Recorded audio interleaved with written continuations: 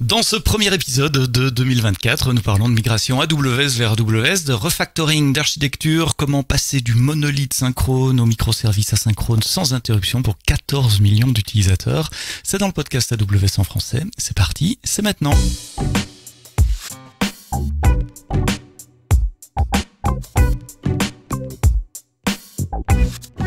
Bonjour, bienvenue dans ce nouvel épisode du podcast AWS en français, le premier de l'année 2024, le 199e. Je suis désolé pour mon invité Quentin, tu n'auras pas la chance de faire partie du 200e épisode du podcast, ça sera pour la semaine prochaine. 5 ans, on rentre dans la 6e année d'existence du podcast. Merci de nous écouter sur les plateformes de podcast, Spotify, Deezer, Amazon Music, Apple Music, Google Music, beaucoup sur le web également. N'hésitez pas à utiliser les applis de podcast et à nous télécharger, nous écouter offline. Aujourd'hui, on parle d'architecture, comme je l'ai dit dans l'intro, avec Quentin Rimbaud. Bonjour Quentin, tu es directeur technique de MIM. Alors, question bateau traditionnelle pour commencer, je ne changerai pas en 2024. MIM, c'est quoi? Salut Sébastien. Alors MIM, qu'est-ce que c'est? MIM, c'est une histoire qui part de deux personnes, Pierre et Gaspard, nos deux fondateurs. Ils connaissaient déjà à l'époque beaucoup de monde dans le milieu de l'influence, les créateurs de contenu, et ils se sont rendus compte qu'il y avait encore beaucoup de problèmes. Ils rencontraient encore beaucoup de problèmes, ces créateurs de contenu, notamment sur la gestion de leur business finalement, puisque les revenus étaient fluctuants avec la publicité, les partenariats qu'il fallait trouver. La problématique de un partenariat, c'est super, il faut que ces créateurs puissent vivre de leur passion et de leur contenu, mais parfois ça entache la relation de confiance qu'il y a entre leur communauté et eux. Ils sont beaucoup dépendants à des algorithmes de pub qui peuvent soit les pousser à poster énormément sans forcément s'attacher à la qualité et sans avoir vraiment la main sur tout ça. Donc il leur manquait une certaine liberté et je dirais la capacité d'avoir des flux de revenus sains. Donc MIM, vous mettez en relation des créateurs de contenu avec un public, avec une audience. C'est une plateforme pour que les créateurs de contenu puissent créer et partager leur contenu avec leurs fans. C'est ça exactement. Et nous, ce qu'on a décidé de faire, c'est plutôt que de se baser sur la publicité, sur ses revenus indirects, de proposer plutôt que ce soit les fans qui payent directement pour accéder au contenu des créateurs qui les intéressent. Donc on est sur un modèle qui est forcément beaucoup plus sain. On va être autour de globalement deux piliers qui vont être l'abonnement et le média à la demande, le pay-per-view. Alors quel type de contenu on trouve sur votre plateforme? J'ai été me balader un peu en préparant cet épisode, j'ai vu qu'il y avait beaucoup de coachs personnels, on parle de nutrition, de sport, il y a des athlètes, des sportifs aussi, des artistes, des musiciens, des danseurs. J'en ai loupé? Non, c'est absolument ça, c'est très large. Ça va de fitness, bien-être, modèle, mannequinat, mais aussi gaming. On a des chefs cuisiniers qui viennent proposer leur contenu aussi. On a de l'astrologie. Donc le panel est vraiment très large et on retrouve les créateurs de contenu dans toutes leurs possibilités. Alors j'aime bien toujours faire le lien entre le business et la technique étant là pour supporter le business. C'est quoi les challenges techniques qu'implique de tourner une telle plateforme à grande échelle, puisque vous avez 14 millions d'utilisateurs? Il y en a plusieurs. Évidemment, tout de suite quand on dit 14 millions d'utilisateurs, on pense scalabilité. Ouais. C'est une évidence, c'est un gros challenge pour nous. Scalabilité et puis scalabilité à l'international. Nous aujourd'hui on travaille énormément avec du contenu média qui doit être disponible du coup partout dans le monde. On a aujourd'hui effectivement une équipe qui est très tournée autour de comment est-ce qu'on est capable de délivrer le contenu rapidement, de manière fiable et sur toute la planète. Donc il y a beaucoup d'ingestion de vidéos, de transcodage vidéo, de distribution de CDN. Absolument. Pour minimiser le temps de latence. C'est essentiellement le gros du volume informatique, ça vient du contenu en vidéo. Oui. Si on parle de volume de données, effectivement, ça va être le contenu vidéo et photo. Aujourd'hui, ça représente presque 18 pétas par an. Waouh! En réseau sortant ou en stockage? Oui, absolument. Oui, non, en réseau sortant. En stockage, c'est plusieurs milliers de téras. Waouh! Sur S3, évidemment. Évidemment. Alors, depuis combien de temps vous opérez MIM et la plateforme technique existe depuis combien de temps? Parce qu'il y a un historique avant d'arriver à ces microservices dont on va parler aujourd'hui. Vous étiez d'abord, je crois, chez un hébergeur, puis vous êtes migré vers le cloud, et puis maintenant en microservices. À haut niveau, c'est quoi l'histoire technique? L'histoire technique, elle est vraiment en 3 temps, on peut dire. Un premier temps, à partir de 2019, où en fait c'est Gaspard à l'époque, donc un de nos cofondateurs, qui a développé la première version de la plateforme, qui tournait chez effectivement un hébergeur plus classique, pas un des gros Un hébergeurs cloud. cloud. Exactement. Jusqu'en 2021, et en fait assez rapidement, comme le business a très bien marché, Mime est une société qui est rentable depuis le début. Et il fait appel à une société externe, un partenaire, pour développer une deuxième version du site à l'époque, pas forcément dans une optique d'internaliser un service tech, mais plutôt de demander à des professionnels de leur faire une nouvelle version de la plateforme. Nouvelle version qui a été livrée sur AWS cette fois-ci, à compter de 2021. Et bon, pour tout un tas de raisons, on a décidé d'internaliser. Ils ont décidé d'internaliser le service technique, d'où mon arrivée à cette époque-là. Et là, on a fait face à effectivement pas mal de challenges qui nous ont amenés vers une troisième phase, puisque l'application avait été développée, mais avec une agence qui n'avait pas forcément pris en compte toutes les problématiques de justement de scalabilité, etc. Donc, on a dû reprendre les choses en main. Et c'est ce qui nous amène vers cette troisième phase où là, qui est pas finie d'ailleurs, hein, qui est toujours en cours, parce que c'est des migrations et c'est des projets qui se font sur le temps long. Mais qui nous amène vers cette troisième phase où on sort de ce projet qui avait été développé sous la forme d'un monolithe très classique, très habituel, pour exploiter plus pleinement les capacités d'AWS et partir en l'occurrence là pour nous sur des microservices. C'est une histoire assez classique de start-up qui est victime de son succès aussi. Vous avez la base d'utilisateurs qui grandit, il faut adapter le système à ces nouvelles utilisations. Peut-être qu'il y a eu un pivot léger dans le modèle business aussi entre la première vision du créateur à l'origine jusqu'à maintenant. Et donc l'IT doit suivre avec tout ça. Votre monolithe, c'était quoi? Tu dis classique. Alors moi, je viens du monde de entreprise, banque, donc tu me dis classique, je pense Java, Oracle. C'est peut-être pas les technologies que vous avez choisies. On aurait même pu dire COBOL à ce niveau-là. Quand même, je suis pas si vieux que ça. Non, en l'occurrence PHP Symfony. Mais alors rien contre PHP, rien contre Symfony. C'est des systèmes qui marchent très bien. En revanche, là en l'occurrence, pas forcément avec des techniques de design, d'architecture au niveau applicatif, sans même parler de l'infrastructure, mais même au niveau applicatif, qui laissait beaucoup de marge à l'évolutivité de la plateforme. Et puis deuxièmement, bon, on est quand même maintenant dans un monde où les choses évoluent très vite. Et niveau front-end, aujourd'hui, moi quand je regarde, j'ai l'impression que les front-end en JS Vanilla et en jQuery, c'était il y a une éternité. Et aujourd'hui, plus personne ne fait ça. Voilà. Je trouverais forcément quelqu'un pour me dire que c'est ce qu'il fait dans sa société, mais disons que dans la majorité, c'est plus ce qu'on fait.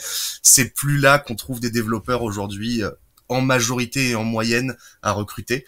Et c'est plutôt vers des frameworks front. Et puis nous, PHP, un des sujets, c'était que c'est pas forcément ce qui est le plus adapté, en tout cas de notre point de vue, à du microservice. Et encore moins du microservice sur de la lambda.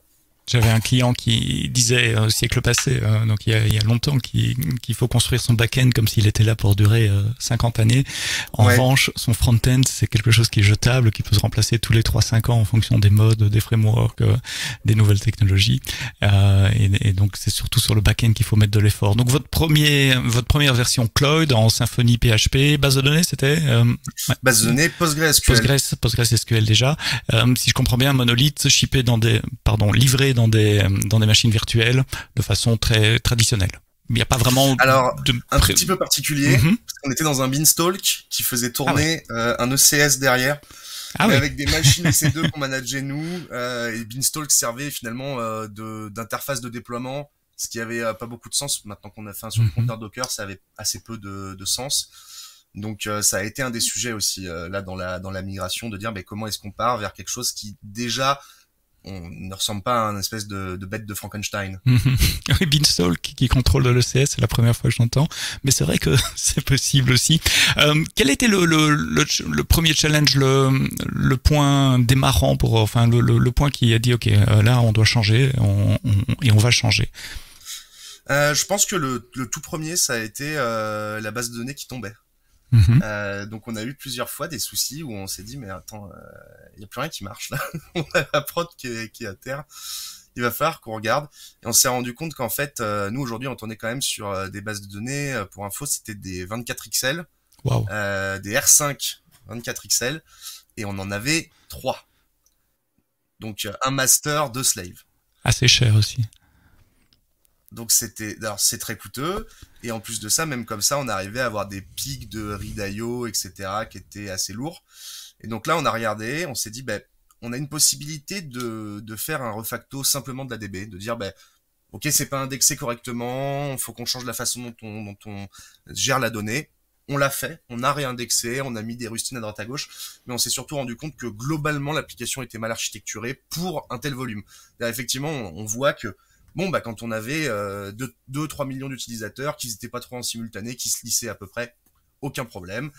Globalement, même mal indexé, Postgre étant une base, un SGDB exceptionnel, euh, il se débrouillait. Maintenant, au bout d'un moment, on peut plus bricoler à ce niveau-là, et donc c'est là qu'on s'est dit, ben, en fait, il va falloir qu'on essaye de faire plusieurs choses en même temps, parce que ça serait dommage de refaire la DB et de se dire juste, on va continuer à avoir ce monolithe qui traîne, sur lequel on a du mal à développer, parce que pas de test unitaire, parce que pas de ci, pas de ça, architecture logicielle un peu particulière. On va peut-être pas mettre des rustines, on va peut-être plutôt réfléchir justement, ben là je te reprends l'expression, mais pour que le back-end dure 50 ans. Et pour que le back-end dure 50 ans, ça sera, dans notre cas, pas sur un Sympho monolithique, ça n'ira pas. Et ça a été effectivement l'élément déclencheur où on s'est dit, non, il faut qu'on aille ailleurs. Comment est-ce qu'on aborde un chantier comme ça? Parce que tu l'as dit, c'était des travaux, des chantiers sur plusieurs années. Évidemment, vous pouvez pas interrompre les services. Donc, comment vous identifiez la nouvelle architecture? Comment vous migrez petite fonctionnalité par petite fonctionnalité? Comment vous coexistez les deux? Parce que je suppose qu'il y a une période où les deux sont ensemble. Rentrons dans les détails. Alors, je vais te faire une confession. On a fait une erreur au début. Ça On a arrive. fait une bêtise. On s'est dit dès le début, oh, mais ça va être très simple. On va découper ça en blocs. Oui, oui, c'est ça, mais c'était le saucisson. On va couper des rondelles et puis ça va être parfait, quoi. Non, pas du tout. Ça ne marche absolument pas comme ça. En tout cas, pas chez nous. Là, j'arrêterai mon propos à notre expérience, bien sûr. Mais donc nous, on s'est rendu compte de ça. On s'est dit, bah, coupons. On a coupé, on a commencé à découper, ça n'a pas du tout marché. À saucissonner. Ouais, exactement. Et là, c'est-à-dire en termes techniques, vous identifiez des briques techniques, je sais pas, l'authentification, la création de contenu, la diffusion, la recherche, etc. Et vous mettez ça dans des microservices. C'est ça. Ce qui est quand même ce qu'on va faire à la fin. Mais l'erreur de départ étant de se dire, faites-tout à la fois. Ouais, c'est ça. On va lancer un petit peu ces projets en simultané et surtout, on va tous se mettre d'accord, notamment au Comex, sur le fait qu'il y a un freeze des fonctionnalités. On ne développe plus rien. Et on refait ça parce qu'on sait que même nous, techniquement, comme je disais, avec les limites de la DB, enfin telle qu'elle était construite, on savait qu'à un moment on aurait un mur. Et donc du coup, on s'était dit, ok, il faut pas qu'on prenne ce risque, donc on est capable d'accepter le code. Bon, en fait, c'est pas possible. Dans une startup, arrêter de développer, c'est la mort. Donc c'était pas possible. Vous êtes rendu compte de ça après combien de temps? Parce que faire des erreurs, c'est bien. Je sais qu'on a un problème culturel en France, en Europe, par rapport aux États-Unis, par exemple, sur la relation avec l'erreur. Mais c'est comme ça qu'on apprend. Et si on arrive à tirer les bonnes conclusions d'une erreur, c'est quelque chose de positif. Il faut pas que ça coûte trop cher. Tu dis un mois, ça va. Vous n'êtes pas engagé trop longtemps dans un projet qui mettait la boîte en péril. Non, absolument pas. Non, franchement, ça a été assez rapide, mais je pense que c'était important pour nous de toute façon de s'en rendre compte, et on s'en est rendu compte en l'expérimentant. Donc c'était une bonne chose. Et quelle est l'approche qui marche pour vous alors? L'approche qui marche beaucoup mieux pour nous aujourd'hui, c'est plutôt de se dire, déjà on a identifié les services très critiques. On s'est dit, ok, ça, c'est ce qui va tomber. Donc même si c'est un monolithe, on sait qu'il y a certaines parties du monolithe qui sont plus sollicitées que d'autres, même si au niveau infrastructure c'est la même chose à la fin. On peut se dire déjà, si on sort cet élément-là du monolithe, là, on va réellement baisser fortement la consommation dessus. Et on a identifié ces briques-là. Alors, c'était quelques briques, notamment le service de gestion des médias, évidemment, qui nous est très sollicité, et le service de gestion des comptes utilisateurs et d'authentification. Donc, ces deux services très sollicités, on s'est dit, en fait, si on arrive à découper, à sortir juste ça, déjà, par morceau, ça va aller. Et surtout, on a fait des concessions. Là où au début, on se disait, on développe un nouveau front-end, entièrement au propre, neuf, on lui donne sa brique d'authentification, on fait fonctionner l'authentification entre le monolithe et le service, et à partir du moment où on a ça, on est tranquille. on va pouvoir développer des services, les brancher directement au nouveau front et entre guillemets oublier presque le monolithe. Pour un service d'authentification, pour le service de médias, le monolithe n'existe plus. C'est-à-dire construire quelque chose autour du monolithe qui le remplace petit à petit, qui le vide de sa substance petit à petit, jusqu'au moment où le monolithe n'existe plus. C'est une design pattern de migration qui s'appelle FIG, je sais plus quoi. Oui, je l'ai plus en tête. Et ça vient des arbres. Vous avez peut-être déjà vu ça, des arbres qui ont des racines qui pendent à partir des branches, et puis ces racines deviennent de plus en plus grandes jusqu'au moment où l'arbre au milieu crève parce qu'il a plus de raison d'être. Et donc l'idée, c'est de faire la même chose avec les microservices. Et tu en parles au conditionnel, vous avez fait ça? Non, je pense. Alors si, mais avec une petite nuance. Et là aussi, c'était. Alors on n'a pas fait l'erreur, mais on n'a pas passé loin. On a réfléchi à un moment, mais on s'est resté au stade d'études techniques. On s'est dit, mais on aimerait bien éviter de devoir créer des interconnexions entre notre monolithe et nos nouveaux services. On voudrait que ce front-end soit autonome avec les microservices. En réalité, le monolithe étant par définition, à moins qu'il soit très petit, mais par définition étant très intriqué, en réalité c'est quasiment impossible, puisque aujourd'hui on dit très bien, on crée un service de médias, oui, mais en fait le monolithe c'est toujours lui qui va gérer la création du compte avec le changement de la photo de profil. Donc on s'était dit au début qu'on allait essayer d'éviter entièrement cette idée de connecteur entre monolithe et microservices. On s'est très vite rendu compte que c'était absolument impossible. Donc aujourd'hui, au contraire, on a accepté de dire on va mettre plus longtemps à faire cette refacto parce qu'on va devoir faire des briques intermédiaires jetables d'interconnexion. Mais on est serein, on est safe et on est en plus capable de continuer à développer en même temps. Nous, aujourd'hui, on continue à faire des features en même temps qu'on fait le refacto. Et à la place de se dire, on va faire sur un temps beaucoup plus court, mais par contre, on va devoir à un moment faire un switch instantané. On n'aura pas cette montée en charge progressive des microservices. On va devoir à un moment tuer le monolithe au moins à 90%, mettons, et déployer tous les microservices d'un coup, ce qui en plus en termes de panique, de risque, le jour de la mise en prod est exceptionnel. De stress. Donc je t'ai bien compris, si je rephrase de cette façon, vous développez des microservices qui sont l'interface du front, mais ces microservices n'ont pas nécessairement les fonctionnalités dans le microservice. Dans un premier temps, il y a une brique, un connecteur qui continue de consommer les fonctionnalités business du monolithe jusqu'au moment où vous avez le temps de migrer ce code-là, et petit à petit vous dépréciez les fonctionnalités dans le monolithe. On essaye plutôt de faire dans l'autre sens. On essaye plutôt de faire en sorte que le monolithe vienne consommer des fonctionnalités des microservices. Et l'exemple que je te donnais est pour le coup pas est réel. C'est que la création de comptes, typiquement, effectivement, on a dit, c'est toujours le monolithe qui va créer les comptes, mais il va aller mettre les photos de profil qui sont uploadées directement dans le nouveau service de médias. Et ça nous permet effectivement, en essayant de rester toujours dans ce sens-là, de à chaque fois réduire la charge sur le monolithe plutôt que de la garder constante, parce que si on décidait de continuer à avoir des microservices qui appellent le monolithe, dans ce cas-là, on baisse pas la charge. Quelle technologie pour ces microservices? Vous êtes resté sur des containers? Je t'ai entendu parler de Lambda aussi. Il y a peut-être plusieurs technologies. On en a plusieurs. Les deux principales. On utilise beaucoup Lambda et on utilise ECS avec une couche de protocole buffer. D'accord. Donc nous, c'était l'idée de faire du gRPC, protobuf. L'idée était la suivante, c'était les lambda c'est super, mais il y a un peu de cold start et surtout on maîtrise pas forcément le temps d'accès réseau, il y a de la sérialisation, de la désérialisation, etc. Et je sais que il existe un monde parallèle féerique où les microservices sont tous autonomes et indépendants, ce qui n'existe pas. Alors pas, si, sûrement quelqu'un l'a fait un jour probablement, mais c'est quand même très rare de pouvoir se permettre d'avoir une application avec X microservices qui ont quasi aucune interconnexion synchrone entre eux, ou aucune. En tout cas, nous dans notre cas, c'était compliqué en gardant des briques un peu logiques pour les développeurs. Et donc on a besoin à un moment d'avoir de l'interconnexion synchrone, notamment sur des questions de paiement, etc., qui ne peuvent pas se permettre de perdre de la donnée, ni d'être remis à plus tard. Et là, on s'est dit, en fait, le plus simple pour essayer de minimiser ces temps d'interconnexion, c'est d'utiliser un protocole qui soit un peu plus performant que HTTP, JSON, sérialisé, désérialisé. Donc, on est parti sur, effectivement, protobuf, gRPC, sur des conteneurs derrière des API gateway. Langage de programmation dans tout ça? Golang. Golang à la fois côté Lambda et côté Docker? Les deux, on a un tout petit peu pour certains de Python pour la simplicité de développement sur des choses où on apporte très peu d'intelligence métier. Mhm. Et on a un tout petit peu de Node.js parce qu'il y a des endroits où on avait besoin de librairies qui n'existaient qu'en Node. Et Mais ça sur le représente 2%. et sur le front-end aussi, je suppose. Là, vous êtes parti Sur sur le un front-end, bien React, sûr. Angular ou un truc comme ça. React, TypeScript. Ouais, donc là c'est un stack relativement classique. Intéressant le choix du langage Golang. Pourquoi? Parce qu'il y avait une majorité de développeurs qui connaissaient, ou il y a une courbe d'apprentissage, ou des benchmarks très poussés de performance, ou autre. Déjà, déjà parce que j'aime bien. C'est une bonne Non, raison.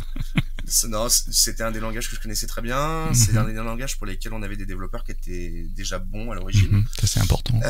Langage qui est très performant, qui fonctionne parfaitement sur Lambda. Ça tourne partout, c'est du compilé, c'est du code natif, pas de problème. Et nous aussi, ce dont on s'est rendu compte, c'est que en même temps, c'était un peu une des vocations de ce langage, c'est un code qui est super industrialisable. Et nous, ce qu'on voulait, c'est à un moment, on va devoir travailler sur plein de services différents, avec des développeurs qui vont un jour bosser sur un service A, mais dans 6 mois peut-être sur un B, etc. Et on trouve que Golang, notamment rien qu'avec le fait qu'il a tout un set d'outils intégrés directement dans le langage pour le formatage du code, la gestion des commentaires, etc., toutes ces choses-là, c'est un langage qui permet assez facilement d'avoir une manière très uniforme de travailler. Et nous, c'est quelque chose qui nous a beaucoup plu. Et gRPC sur les load balancers, j'ai un petit doute, c'est supporté en natif ça? Oui. Ah oui, depuis 2020. Ok. Absolument. On était très contents. J'imagine. C'est quoi la limite c'est quoi les limites, les boundaries, les limites au sens anglais d'un microservice? Est-ce que c'est fonctionnel? Est-ce que c'est technique? Est-ce que c'est lié à la data? Comment est-ce que vous découpez? C'est un peu les deux. Nous, on l'a tourné autour de deux aspects. C'était que, déjà, fondamentalement, on pourrait se dire que si on les prend d'un point de vue purement technique, en réalité, on pourrait presque tout remettre dans un monolithe en se disant, d'un point de vue purement technique, du coup, c'est génial, tout se parle sans même avoir de couche réseau. Bien sûr, je schématise et on peut trouver une solution un petit peu à mi-chemin, côté technique, en ayant quand même une séparation. Nous, ce qu'on voulait quand même, c'était, on travaille quand même avec un gros service produit chez nous qui a besoin de comprendre comment fonctionne notre architecture. On travaille avec des développeurs qui sont dans le business et pas dans la pure technique très intellectuelle, très détachée. Donc, on a découpé un petit peu à mi-chemin où certains services, on a dit, là, il y a une limite, on pourrait les mettre ensemble, typiquement nous, sur des services de paiement versus reversement des fonds aux créateurs. On pouvait se dire, ça aurait une cohérence à être mis ensemble, mais d'un point de vue technique, on voulait avoir une couche de rejouabilité entre les deux, donc on a décidé de les séparer, d'en faire deux. Après, sinon, dans l'ensemble, c'est plutôt des briques au sens fonctionnel. Tu parlais de l'authentification tout à l'heure, moi j'ai cité la recherche, c'est ce genre de briques-là? Oui, c'est ça. Alors, typiquement, on a un service qui est très orienté contenu. Et le service contenu, c'est lui qui va gérer la recherche, c'est lui qui va gérer le fil d'actualité, qui va gérer les contenus en pay-per-view, etc.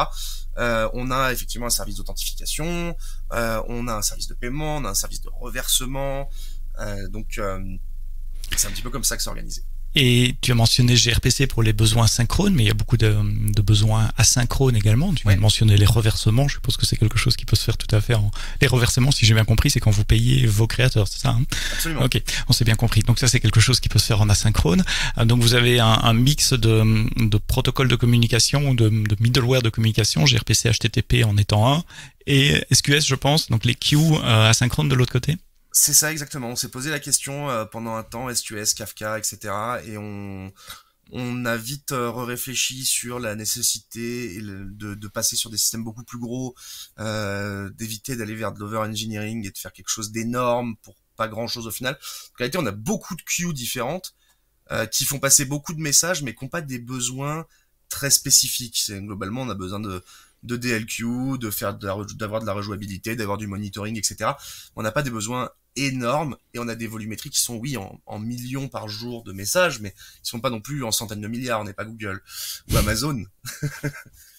Mais d'où l'importance d'avoir du monitoring, parce que ces messages ne peuvent pas se perdre si on parle de reversement à vos créateurs. On parle quand même de transactions financières, donc il faut s'assurer que tous les messages sont délivrés. D'où l'importance des dead letter queues, les DLQ que tu as mentionné. Qu'est-ce que vous utilisez en monitoring et replay et dashboard et autres? On utilise Grafana pour tout ce qui est dashboarding, qui est connecté avec les sondes de Grafana sont connectées derrière sur Opsgenie, sur lequel on a nos plannings d'astreinte pour déclencher les alertes au bon endroit, au bon moment, selon le jour, l'heure, etc. Et à la bonne équipe aussi, puisque selon les alertes, ça part chez les ops, à la sécu, au dev, etc. Et derrière nous, pour la partie purement replay, en fait, on a quasiment aucun cas où on a besoin de les retraiter. Alors, on a, nous, de toute façon, le retry automatisé, et ça tombe quasiment jamais en DLQ. Donc pour le moment, c'est encore un process manuel où effectivement la présence de messages dans une DLQ va déclencher l'astreinte, ou simplement si c'est en journée, tant mieux, quelqu'un qui regarde le Slack, et on va aller investiguer sur le pourquoi du comment avec les logs CloudWatch, avec les métriques Grafana, essayer de comprendre ce qui s'est passé, mais c'est vraiment exceptionnel. De toute façon, mon expérience des dead letter queues, c'est qu'en général, le message est mal formé. Donc, le rejouer automatiquement, ça servira à rien. Il faut de toute façon transformer le message pour qu'il soit traité. Soit il est mal formé, soit le service qui devait le recevoir était saturé.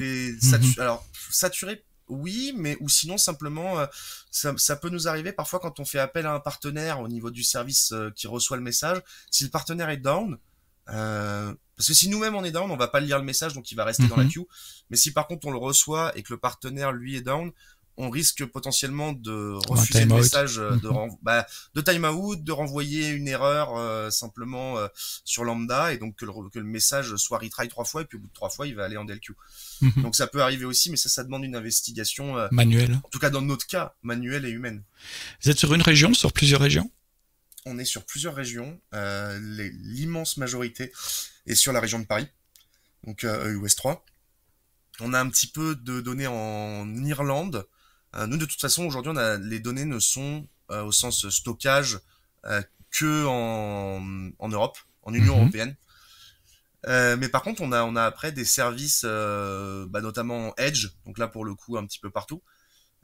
Et on a des services qui sont répliqués surtout entre principalement France, Allemagne et Irlande. Et Irlande, c'était ma question suivante. C'est si vous êtes en plusieurs régions, d'abord comment vous routez le trafic sur ces régions, et puis après, quelles sont les données que le client qui a été routé vers l'Irlande, quelles sont les données qu'il va voir en Irlande?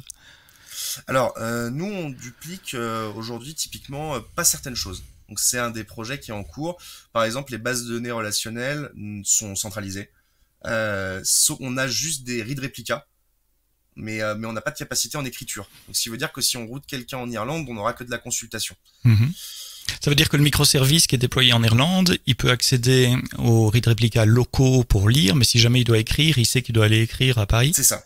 Exactement. C'est pas encore quelque chose de très opti, il va falloir qu'on change ça, mais pour le moment c'est ce qu'on fait, et surtout aujourd'hui une bonne partie de nos réplications c'est plutôt du failover en fait. C'est-à-dire si à un moment on a un problème sur Paris, on est capable de basculer, ou surtout de récupérer de la donnée sur ces autres régions. Et vous routez comment les clients? C'était la première question, c'est avec du DNS ou ils sont hachés? Ok, donc c'est en fonction de la localisation géographique du client. Route 53 va le router sur une région ou l'autre. C'est ça, exactement. D'accord. Pour le moment, on a mis ça en place, mais on a coupé en fait, puisque aujourd'hui on n'en s'en sert plus qu'en failover. Ça a marché, mais on n'a plus d'intérêt puisque entre Irlande, Allemagne et Paris. La latence est minime. Hein, ouais. C'est ça, c'était plutôt un test pour quand on va déployer aux États-Unis. Surtout Allemagne, je regardais justement les temps de latence moi je suis dans le nord de la France ici, entre Paris et Francfort. Je suis à peu près à mi-distance en termes réseau en tout cas. Oui, c'est ça. Un peu au-dessus de 10 millisecondes pour Francfort, un peu en dessous de 10 pour Paris. C'est vraiment minime. Vous testez vos failovers, tu parles de ça m'ouvre une tonne de questions. Je vais pas aller au bout de mes idées là pour le temps, mais comment vous testez le failover? Est-ce que vous fermez des régions de temps en temps? On eut testé. On le teste parfois sur des environnements de staging. En prod, non. Jusqu'à maintenant, j'ai jamais eu besoin de le déclencher sur la prod. On l'avait fait une fois de nuit pour tester. Ça s'était bien passé, mais je parle de ça, c'était il y a 1 an et demi ou 2 ans. Ouais, l'archi a évolué Euh, depuis. L'archi a beaucoup évolué depuis. C'était plutôt, on a testé, on a vu qu'on était capable de le faire. On sait que le jour où on aura effectivement une plus grosse présence géographique au niveau nous technique, là on aura un intérêt à remettre ces choses-là à plat. Pour le moment, c'est plutôt à l'état de Mhm. POC. Je pose la question parce qu'à Reinvent, j'ai vu passer une annonce qui disait qu'on fait de l'automatic zonal shift maintenant. Donc on peut configurer des endpoints comme un load balancer pour dire voilà, celui-là, si jamais alors c'est pas encore régional, c'est zonal, si une availability zone, s'il arrive quelque chose à cette availability zone, le trafic est automatiquement envoyé sur les availability zones survivantes. Et c'est entièrement automatique, il faut plus s'en soucier. Enfin, c'est encore un degré en dessous du zonal shift. On a parlé migration, oui, donc là on a parlé de pattern d'accès réseau, synchrone ou asynchrone. On a tout petit peu parlé de monitoring. Où vous en êtes là pour le moment? Vous avez encore le monolithe qui offre certaines de ces fonctionnalités? Oui. Oh Oh, il oui. en offre même pas mal. Non, non, on a encore, je pense qu'on a encore minimum 8 mois, 1 an de travail là devant nous. Donc non, le monolithe offre quand même encore beaucoup de fonctionnalités, notamment parce qu'une partie des microservices vont quand même devoir être déployés un peu en même temps. Alors heureusement pas tous, hein, on en a mais quelques-uns pour simplement des questions en fait de disponibilité côté nouveau front. On n'a pas envie qu'il y ait une cohabitation avec une différence trop forte entre le nouveau front, c'est aussi une refonte graphique. Donc on veut pas forcément se retrouver avec un énorme bout du nouveau front-end pour toute une partie et puis hop on change de page et c'est l'ancien design. Donc ça va nous obliger à... Pour nous c'est plus simple, en tout cas dans notre cas, de déployer plusieurs microservices en même temps sur Scala, enfin plusieurs fonctionnalités dans plusieurs microservices en même temps, plutôt pour être plus précis. Donc non, aujourd'hui le monolithe continue à fournir une bonne partie du service. Les choses se font petit à petit. Il y a beaucoup de choses qui aujourd'hui justement sont en cours de test côté pré-prod. Bon, nos services d'attente sont déjà en prod. Notre service de médias là est quasiment fini. Il est fait en pré-prod, il va partir en prod. On a un service de paiement qui est fait, etc. Donc on a quand même des choses qui tournent aujourd'hui, qui tournent même bien. On avait refait, on a un service de notification entier qui retourne. Nous c'était un des sujets. Les notifications étaient tout stockées dans la base relationnelle. On avait plusieurs centaines de millions de lignes, même on avait plusieurs milliards de lignes dans la table Dans de cette notif. table-là, ouais. Tout était en synchrone, donc on avait quelques petits sujets et on a tout passé sur en l'occurrence SNS, SNS qui poussent dans des SQS qui sont polés par des lambdas pour avoir de la rejouabilité avec les SQS et pouvoir envoyer dans plusieurs topics en même temps côté SNS. Il n'y a plus de base de données pour les notifications. En tout cas, elles sont plus stockées dans une grande table. Plus comme ça, plus comme ça en tout cas. Tiens, ça m'amène une autre question que j'ai pas posée. Chaque microservice est libre d'utiliser la base de données la plus adaptée à ses choix, ou tout le monde utilise encore Postgres? Alors non, tout le monde utilise ce qu'il veut. C'est l'idée un petit peu, ça nous ouvre des horizons déjà sur des bases non relationnelles. Aujourd'hui, on est en train notamment de travailler sur les bases de données temps série. On est en train de regarder pour notamment les capacités de donner des éléments d'analytics aux créateurs pour leur permettre de mieux piloter leur business. Et sinon, non, on utilise de plus en plus de non relationnels, donc en l'occurrence de la DynamoDB, on utilise, en relationnel par contre, on essaye de se cantonner à Postgre, puisque globalement, pour ça nous, marche. il n'y a pas de ça marche, et je sais que tous les SGDB relationnels ont leur spécificité. Pour nous, on a besoin de quelque chose de généraliste qui marche bien. Pour le relationnel, PostgreSQL fait ce travail très bien, aucune raison d'aller en apprendre d'autres et de se rajouter de la complexité, que ce soit niveau Ops, Sécu, Dev, donc pas nécessaire. Donc, au niveau Ops, vous utilisez des services managés comme Aurora ou RDS ou vous la gérez vous-même sur EC2? Non, c'est RDS. RDS. On utilise RDS pour les bases de données relationnelles. La distribution des médias, vous distribuez des vidéos, des photos, des millions de membres. Tu as mentionné un réseau de distribution global. Je suppose que tu avais en tête CloudFront. Ça marche comment cette distribution de médias? Alors nous, ça fonctionne finalement de manière très très simple. C'est peut-être la partie la plus... Alors, sur la visualisation, j'entends, le stockage et la conversion, c'est un peu différent. Mais sur la visualisation, c'est quand même très très simple. Pour pouvoir parler de la visualisation, faut peut-être que je te parle un petit peu de comment on les stocke, parce que ça va avoir son intérêt. Et que nous, évidemment, on les stocke sur S3, ça on en avait parlé, mais surtout, on les stocke toutes converties au même format. On n'a pas de problématique, c'est-à-dire on a JPEG, PNG en photo, et côté vidéo, on stocke tout en M3U8 ETS. Donc on n'est pas embêté sur le format, on sait comment tous les fichiers sont organisés de manière assez simple, c'est bien normalisé.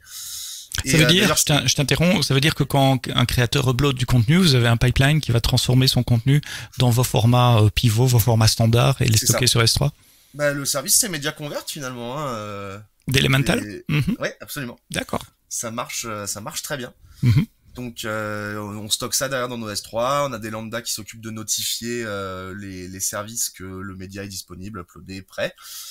Et ça marche bien comme ça. Et donc sur la visualisation, nous aujourd'hui, c'est tout avec simplement en utilisant des signatures sur une distribution CloudFront, puisqu'évidemment le principe même étant qu'il y a un besoin d'abonnement ou d'achat à l'acte, on a nos applications côté back-end qui s'occupent de vérifier que l'utilisateur a bien acheté tel média ou est bien abonné de telle manière à ce que ce média soit accessible. Et là, on va générer effectivement des URL signés pour CloudFront. Ces URL signés vont en plus avoir les paramètres d'IP d'origine, etc. pour éviter. Alors, rien n'est infaillible, mais en tout cas pour essayer d'éviter le partage des URL, elles vont avoir évidemment des temps de vie très courts puisque le navigateur n'a besoin de la télécharger que très rapidement. Ça veut dire que si je reçois une URL signée, il y a mon adresse IP source dedans, donc si je la poste sur Discord ou sur un autre média après, quelqu'un clique dessus, pour lui ça va pas marcher. C'est ça. Et puis surtout, normalement, et puis ça va durer que 15 secondes, 20 secondes, et puis après, même pas. Okay. Bah, surtout qu'avec les vidéos comme ça découpées en chunks, nous en plus on peut avoir des temps de vie très très courts sur les URL signées. Puisque le chunk est tout petit. Ça fait quelques secondes de vidéo. Donc pour ceux qui connaissent pas, c'est un format vidéo où chaque vidéo est découpée en un petit segment et puis il y a un fichier texte, le fameux M3U8 dont tu as parlé, qui est une playlist qui dit voilà, le premier chunk c'est ça, le deuxième c'est ça. Et c'est le client en fait, c'est le navigateur, enfin le player qui va aller télécharger les petits segments de vidéo les uns après les autres. Et donc à la fois l'URL de la playlist est signée, mais chaque segment vidéo est lui-même signé également. Enfin, je veux dire, à une URL signée, c'est ça? C'est ça. Et vous générez donc les playlists dynamiquement avec la signature dedans. C'est ça, exactement. En fait, en réalité, c'est même un tout petit peu différent. On va autoriser sur l'intégralité du dossier de la vidéo, mais on va devoir régulièrement redemander une clé pour aller chercher les chunks suivants. Donc en réalité, on n'a pas une URL signée par chunk, mais par contre, il faut aller récupérer régulièrement une nouvelle URL signée. Et donc tu m'as dit au début, moi j'avais pris des notes entre 15 et 20, mais 17, 18 pétabytes qui sortent de CloudFront par an, c'est ça? De transfert par an, absolument. Waouh! Pour 14 millions d'utilisateurs, je laisse faire le ratio entre le nombre de vidéos et le nombre d'utilisateurs. Sujet passionnant, la migration en cours, on l'a bien compris, d'un monolithe en microservices, les challenges business qui déclenchent ce genre de migration, et puis les challenges techniques pour arriver à migrer ces fonctionnalités sans interrompre le service. Donc on a parlé monolithe, on a parlé Docker, on a parlé Lambda, on a parlé communication synchrone, asynchrone, on a parlé de distribution de contenu vidéo sur le web. Il y a d'autres choses que j'ai oubliées dont tu souhaites parler, Quentin? Non, globalement, c'est un petit peu le boulot pour l'année qui vient, là. Et bah justement, l'année qui vient et l'année au-delà, c'est continuer la migration. Et vous êtes fixé un objectif en interne de dire le monolithe, on le tue au 31 décembre 2024 ou plus tard. J'essaie de pas le dire trop fort parce que il y en a qui écoutent. Ouais, j'imagine que les ingés de la boîte vont écouter. Donc je l'aurais pas encore forcément trop dit, mais on aimerait bien avoir fini avant la fin de l'année. Alors, fini, ça ne sera jamais fini, mais que la migration soit finie avant la fin de l'année. Une architecture n'est jamais finie, c'est un travail évolutif en cours qui change avec les besoins business. Est-ce que cette migration vers des microservices et vers le cloud vous ouvre la porte, la vision sur des choses que le business demande, qui sont maintenant techniquement faisables, qui n'auraient pas été faisables avec le monolithe? Oui, oui, clairement. Alors pas nécessairement sur la pure scalabilité, parce que ça finalement, si on n'avait pas eu de problème d'application relativement mal développé à l'origine, bon, fondamentalement, un mono, ça peut tenir des grosses charges. Hein, au bout d'un moment, il faut juste le Mhm. scaler. Mais par contre, là, c'est surtout, je dirais, sur l'évolutivité de l'application, d'avoir réécrit, puisque cette migration, finalement, elle va au-delà de juste on n'arrive pas à scaler, c'est aussi on n'arrive pas à scaler, mais en plus on n'arrive pas à développer dans le carcan qu'on a actuellement. Il y a plein de choses qui vont ensemble, et donc de régler, d'être en train de régler l'ensemble de ces éléments en même temps, c'est vrai que nous, ça nous ouvre la voie de pouvoir dire à un moment au business, bon, là, on vous avait dit jusqu'à maintenant qu'on n'était pas capable de le faire, ou que si on le faisait, on n'était pas sûr de nous. Maintenant, on sait qu'on peut le faire, il n'y a pas de problème. Maintenant, on sait qu'on a les reins assez solides pour encaisser, notamment sur des questions, par exemple, de live vidéo, etc. On a eu pas mal de soucis sur le live vidéo dans sa première mouture, qui est en train d'être refait. Donc, cette nouvelle version, on est beaucoup plus serein dessus, par exemple. Donc le cloud et une architecture cloud native vous permet de débloquer des besoins business, en tout cas de les débloquer, les rendre plus facilement accessibles ou réalisables techniquement, et vous comptez faire ça en parallèle avec la migration. Comme tu as dit au début, vous n'attendez pas que la migration soit finie pour continuer d'innover et de fournir des nouvelles fonctionnalités à vos clients. Je dirais presque que c'est l'occasion, faut en Mhm. profiter. Parce qu'on est en train de migrer, donc le code, en plus on change de langage.